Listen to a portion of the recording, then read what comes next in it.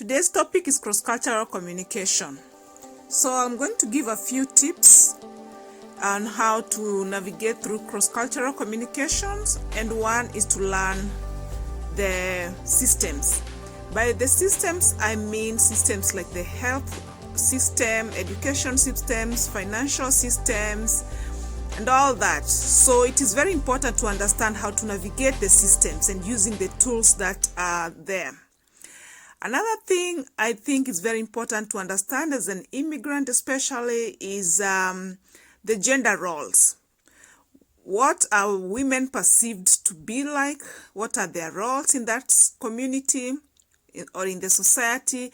And what is the role of the man? And how is he expected to conduct himself? Because this is going to really help you navigate around different cultures. Don't assume, ask, Another thing I think is very important to understand is values, the societal values. What is cherished there? Is it the openness? Is it, there are all these values that are in every community, but there are specific values that are highly cherished in different communities. And what is their definition of success? What's their definition of being respectful? What's their definition of being kind? What is their definition of being accountable? Integrity, what it means in that society, because in every society it's defined differently. In every society, success is perceived very differently. So understand their societal values. The other thing to navigate through is attend events. By attending events, you create social networks, you meet people, you learn how their view on life, be it marriage ceremonies, be it birthdays, be it even funerals, even just like the small events of community cleaning. Please attend them. The other way to navigate cross-cultural communication is be open-minded, because when you're open-minded, you're more accepting and you can learn more. So be open-minded.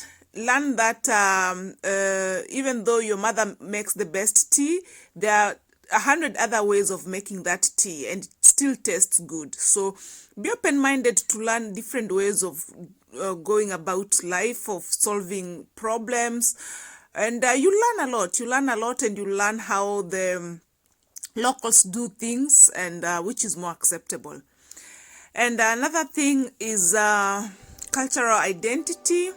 While it is very important for you to hold on to your cultural identity, it is also very important for you to understand other people's cultural identity and also realize that there is no one cultural identity that is more superior to the other. Everybody is entitled to their own cultural identity, and everybody should respect each other's differences and diversity. So that's the other thing I think is important.